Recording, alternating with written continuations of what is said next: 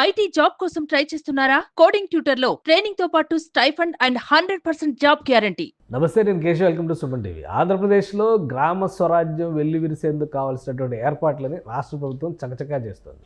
23వ తేదీన ఒకేసారి రాష్ట్ర వ్యాప్తంగా పెద్ద ఎత్తున గ్రామ సభలు నిర్వహించాలని, గ్రామాలకు కావాల్సినటువంటి కనీస వసతులు, వనరులు, మౌలిక సదుపాయాల విషయంలో గ్రామ సభలు తీర్మానాలు చేయడం ద్వారా పనులు చేపట్టేందుకు ప్రభుత్వం ప్రణాళికను సిద్ధం చేసింది.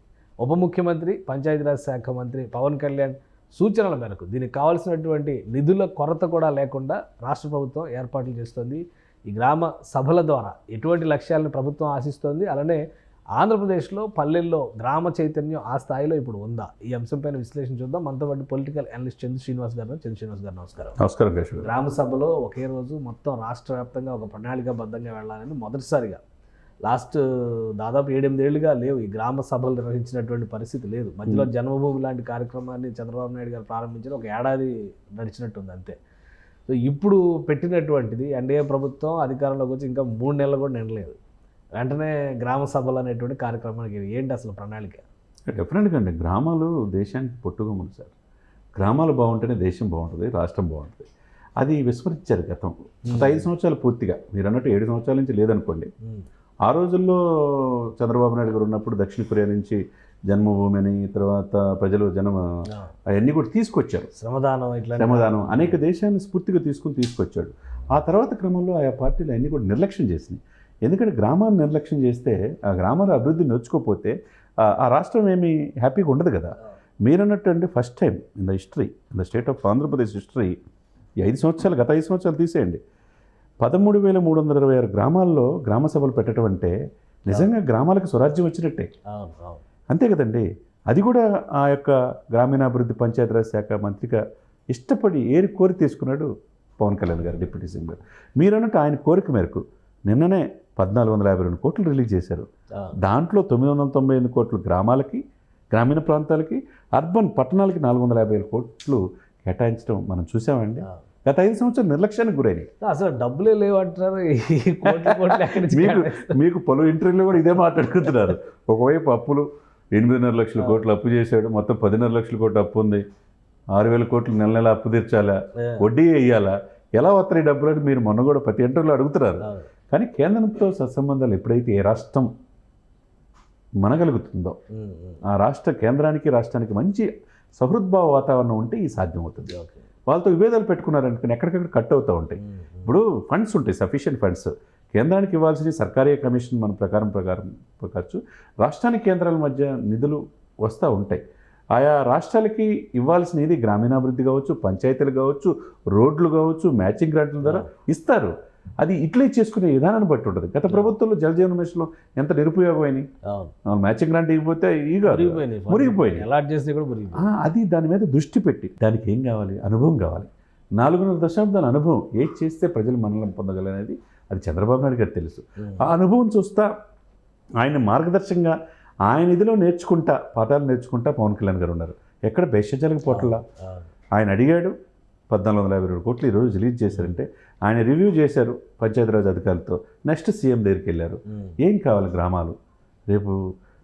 రేపటి రోజున 23వ తారీఖున ఈ రోజున రాష్ట్ర వ్యాప్తంగా ఇన్ని గ్రామాల్లో చేసి పనికి అదే ఉపాధి హామీ పనులపైన రైతులను కూడా ఇంక్లూడ్ చేసేసి, అంటే ఆ రోజు తీర్మానాలు చేసి అది పనిచేస్తున్న పంచాయతీరాజ్ వ్యవస్థకి, అంటే గ్రామాలకి తీర్మానం మేరకు పనిచేస్తున్న పంచాయతీరాజ్ వ్యవస్థ అంటే గ్రామాలకు అంత ఇంపార్టెన్స్ ఇచ్చి రేపు చేయబోతున్నారు. దాంట్లో భాగంగా ఆయన అన్నమయ్య జిల్లా రైల్వే కొడుకు చెందిన ఆ ఊరిని మైసూరావారిపల్లిలో గ్రామ సభల్లో స్వయంగా పాల్గొనటం, అందులో ముఖ్యంగా రాయలసీమ ప్రాంతాన్ని ఆయన ఎంచుకోవటం ఒక మంచి పరిణామంగా మనం చూడాలి. అన్నమయ్య జిల్లాలో ఒక ఫుల్ ఫ్లెడ్జ్డ్ పర్యటన కూడా ఉంటుంది అన్నారు. రాజంపేట వెళ్తారు. రాజంపేట ఇది అయిపోయిన తర్వాత, గ్రామ సభ అయిపోయిన తర్వాత రాజంపేట పరిధిలో, ముందు రైల్వే కోడూరు పరిధిలో అనేది ఇదండి మైసూరావారిపల్లి. అది గ్రామ సభను పూర్తి చేసుకొని ఈయన రాజంపేట నియోజకవర్గంలో ఎంటర్ అవుతాడు. ఆ రాజంపేటలో కదా అన్నమయ్య ప్రాజెక్టుని సందర్శించడం, తర్వాత పులపత్తూరు గ్రామాన్ని సందర్శించడం, అంటే ఒక రకంగా రాయలసీమలో ఒక ఉత్సాహం ఉంటుంది. ఎందుకంటే రాయలసీమలో ప్రాతినిధ్యం అంతగా లేదు జనసేనకి. ఈ యొక్క పర్యటన అటు టీడీపీకి కావచ్చు, బీజేపీకి, జనసేన కావచ్చు, ఒక కూటమికి ఒక మంచి బూస్ట్ వచ్చింది అనేది మనం అనుకోవాలి.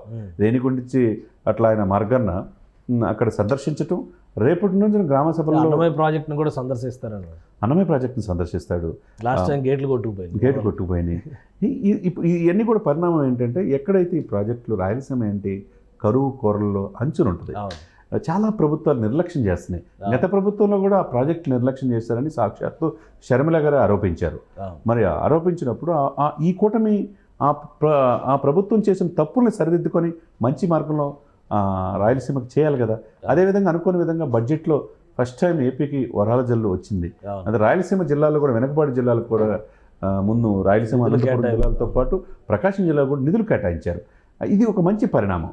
ఆ నిధులను సకాలంలో సద్వినియోగం చేసుకుంటే వాళ్ళ చిరకాల వరకు ఒక మంచినీరు, లేకపోతే ఆ పొలాలు బాగా సస్యశ్యామలంగా ప్రాజెక్టు పూర్తి చేసుకోగలిగితే వాళ్ళకి హ్యాపీయే కదండి, వలసలు ఉండవు కదా. పంచాయతీరాజ్ శాఖ పనితీరుని ముఖ్యమంత్రి చంద్రబాబు నాయుడు గారు కూడా స్పెషల్గా రివ్యూ చేశారు. అసలు ఏమేమి యాక్టివిటీస్ తీసుకోబోతున్నారు, ఆల్రెడీ స్వాతంత్ర దినోత్సవాలకి 100 రూపాయల నుంచి 10,000కి పెంచిన విషయం దగ్గర నుంచి అన్నీ కూడా ఒక రిపోర్ట్, స్టేటస్ రిపోర్ట్ సబ్మిట్ చేసింది పంచాయతీరాజ్ శాఖ. సో దీన్ని ఎలా చూడాలి? ఇంకొకటి ఏంటంటే, గ్రామ స్వరాజ్యం అనే మాట సర్పంచులకి స్వేచ్ఛ లేకుండా వచ్చే అవకాశమే లేదు. సర్పంచులు మాకు అసలు అధికారాలు లేవు, నిధులు లేవు, గ్రామాలన్నీ కూడా కొనారిల్లుతున్నాయి అని చెప్పిన ఆవేదన చెందుతున్న పరిస్థితి. ఈ నిర్ణయాలతో ఒక ఉత్సాహం వచ్చే పరిస్థితి ఉందా? డెఫినెట్గా ఉంటుందండి, డెఫినెట్గా. ఎందుకంటే గ్రామంలో సర్పంచ్ మనం చిన్నతనం నుంచి చూస్తాం. ఏదన్నా సమస్య వచ్చినా పోలీస్ స్టేషన్లో లాగా అవసరంలా గ్రామ సర్పంచ్ స్థాయిని కూర్చోబెట్టి పెద్ద రకంగా తీర్పిచ్చే ఇది ఉంటుంది. సర్పంచ్ ఆయనకి మంచి పవర్స్ ఉంటే, గ్రామీణ వ్యవస్థ మీద ఒక అవగాహన ఉండి, నిధులు సకాలంలో ఉంటే ఆ గ్రామాలు బాగుంటాయి.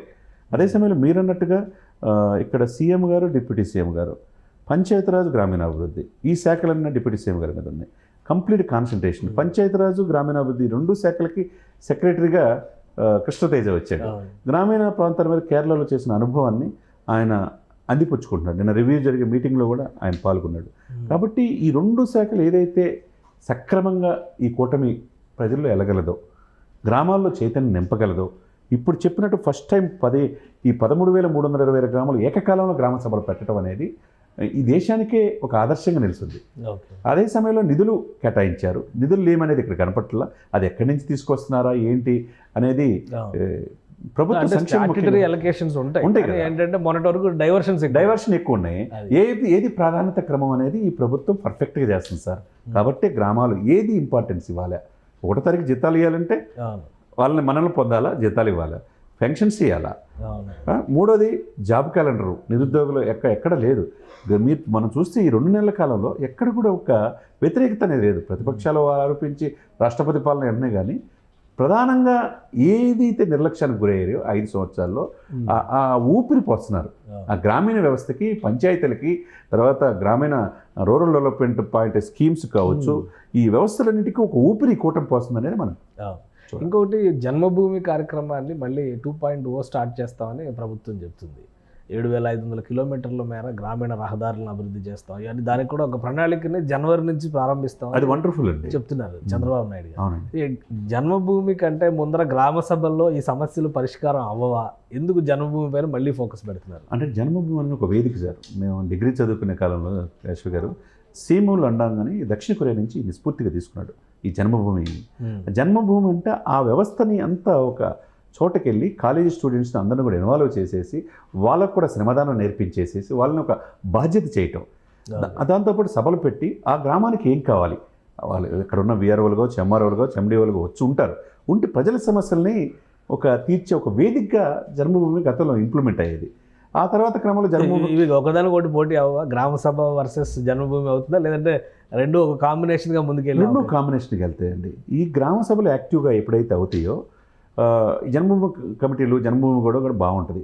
అప్పుడు ఈ యొక్క వాలంటరీ వ్యవస్థ అనేది అవసరం అనేది, ఇప్పుడు చూడండి ఈ 2 మాసాల్లో వాలంటరీ వ్యవస్థ కావాలని ఎవరైనా నడుస్తుంది కదా, లేకుండా నడుస్తుంది. కాబట్టి ఇది చూపిస్తారు. ఇప్పుడు నెక్స్ట్ వీళ్ళ అవసరం అయితే వాళ్ళు కొంతమంది ట్రైన్ సిబ్బందిని దీంట్లో ఎలకేట్ చేసుకుంటారు. అటు జన్మభూమి జన్మభూమిని కమిటీలు ఫాలోఅప్ చేసి ఆ సమస్యలని రెక్టిఫై చేసుకోవడానికి కావచ్చు, ఇక్కడ పంచాయతీరాజ్ వ్యవస్థల ద్వారా కావచ్చు, గ్రామాల ద్వారా కావచ్చు, ఏదైతే అవసరమైతే అవసరం మేరకే తీసుకుంటారు తప్పితే పోయినసారి లాగా వీళ్ళని రిక్రూట్ చేసుకునే అవకాశం లేదు. గ్రామాలకు జీవం పోస్తున్నారు, వాళ్ళకి అధికారాలు ఇస్తున్నారు, అన్ని శాఖలు సమన్వయంగా పనిచేస్తున్నాయి. మీరన్నట్టు ఎక్కడైతే ఆగిపోయిందో జన్మభూమి కమిటీ ద్వారా జన్మభూమి అనే పేరును తీసుకొచ్చి ఆ గ్రామాల అభివృద్ధికి నిధులు కేటాయించే పరిస్థితి వస్తే ఆటోమేటిక్గా ఇంకేం కావాలి ప్రజలకి.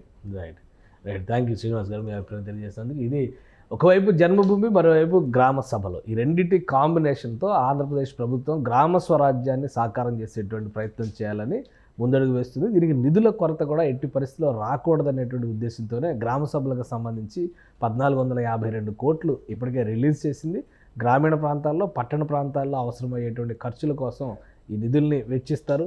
పవన్ కళ్యాణ్ ఉప ముఖ్యమంత్రి హోదాలో ప్రత్యేక పర్యటన రాయలసీమలో చేయబోతున్నారు.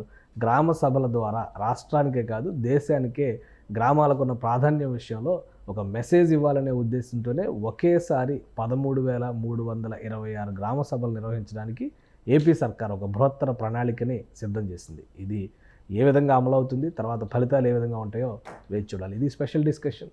Keep watching. సుమన్ టీవీలో మీ పర్సనల్ అండ్ బిజినెస్ ప్రమోషన్స్ కోసం కింది నెంబర్కి కాంటాక్ట్ చేయండి.